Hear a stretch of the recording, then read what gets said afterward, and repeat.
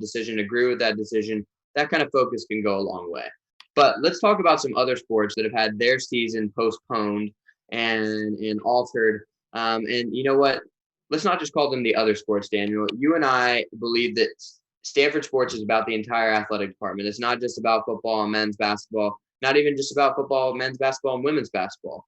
But you and I both cover men's and women's soccer and women's volleyball very closely. Those are the other fall sports that reported were ready to go for a 2020 season.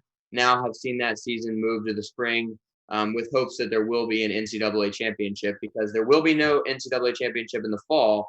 Hopefully everybody will join the Pac-12 and play in the spring. So let's talk a little bit about each of those teams. I'm going to let you get it started off with men's and women's soccer. Women's soccer coming off a national championship in dramatic fashion. Katie Meyer became a social media legend. And I think, we can expect to see even more from her. And you have professional level talent all over the field. Men's soccer made it to the semifinals as well last year with a lot of talent returning. Tell us about those two programs. I'm going to start with women's soccer because I truly believe they are the best team in collegiate sports. Any sport, women's soccer. Just going to put that out there. Head coach Paul Ratcliffe has a program. He has a program. They do some amazing things. Yes, this team reported back on August 9th, expecting a season on that day. They're staying at the Sheraton Palo Alto. They've been doing their drills. You know what? They can't pass to a third player. It's all back and forth. But you know what? They're going to build a lot of chemistry that way. And a phenomenal team, returning so many great players, not the least of which is Katarina Macario, two-time Hermann Trophy winner. And this is one where they may really be hurt by the spring season, because usually the NWSL draft takes place in January. She's going to be going number 1 overall, and I don't even think there's any question about it. She is by far the best player that college has seen in a long time, and we're going back. She's the best player in Stanford history. She passed both Kristen Press and Kelly O'Hara in goals last year in the playoffs. These are some phenomenal players, some huge names. She is the best player in Stanford history. I believe best player in college sports. She's going to be going on to the NWSL next year. And they returned 64% of their goals from last year. It took a hit because Sophia Smith left early for the NWSL. Carly Malatsky, who scored a lot in her senior season, graduated. But they were still returning 64% of their goals. They scored 102 goals last year. An absurd number. It's just absurd.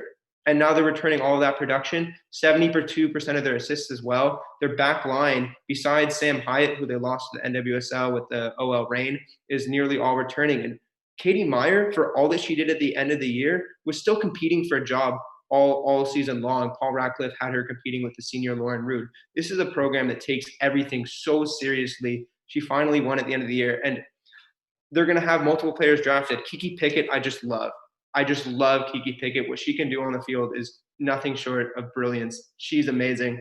If you haven't followed Kiki Pickett, please go do that right now. And then we have players like Naomi Girma, who is a captain in her sophomore season. Just a really well-rounded team. I can't say much more about them than that. I'll throw it over to you, women's volleyball, but then I want to get back and talk all about men's soccer. Well, it's hard for me to argue that Katarina Macario is not the best player in all of college sports. She is unbelievable. Folks, please watch her if they're in the spring season. And if there's not, then you're going to be watching her on TV later on, because she is unbelievable.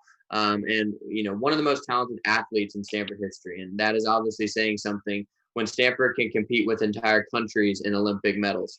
But in terms of best team, I will raise you the Stanford women's volleyball team, who has won 3 of the last 4 national championships, including last season, where they swept through the Elite 8, Final 4, and national championship game. It was unbelievable.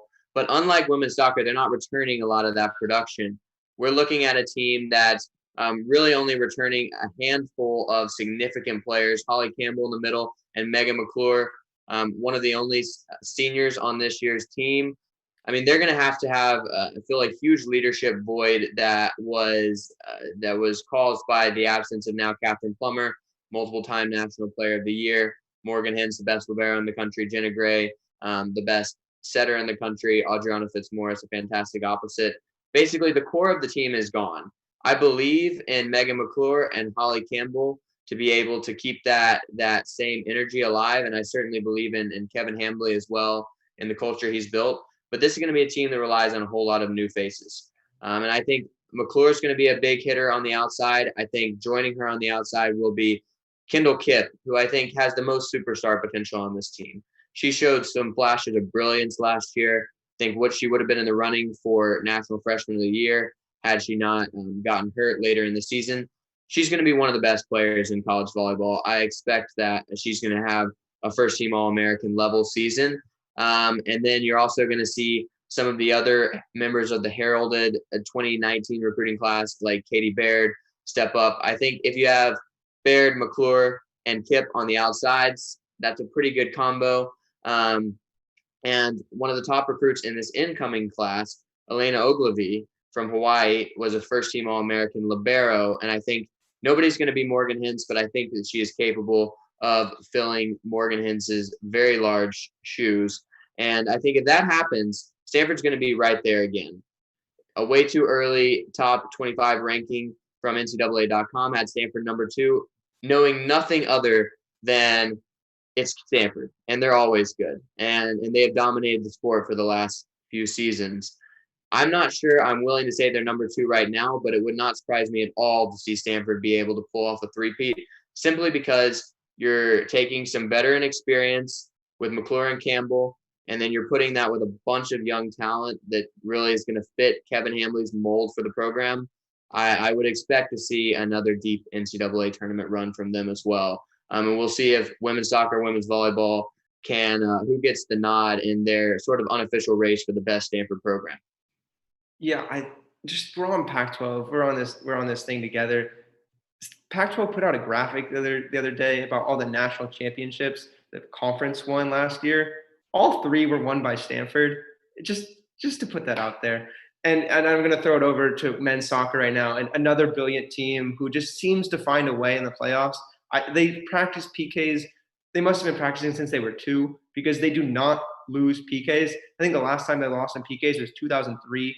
They've won 3 national championships since then, and they've all come in the last 5 years. And this is a team that's going to make another run again this year. I really do expect that. They're returning Andrew Thomas, who's an amazing goalkeeper. We saw what he can do, just absurd. Logan Poncho is a really veteran experience, plays outside back, and just really love what he can do. And then Seni Buddha, who was a freshman last year, budding superstar, honestly. A team that's returning 75% of their goals, a lot less of their assists just because of Derek Waldeck leaving. But really quality team. Love what Jeremy Gunn does. Not always the prettiest soccer. Never the prettiest soccer, I'd rather say. But when they get down into the playoffs, they do not lose. And I think that is just something it's an absurd quality that they have. Really, really impressive. Quickly, what's your over-under for combined national championships between these 3 sports? We're going to leave football out because that would be a ridiculous conversation. 1. I think 1. I just because women's volleyball is losing those elite 4 players. I don't know. I trust you that they're going to get back to that elite stage, but I haven't seen it yet.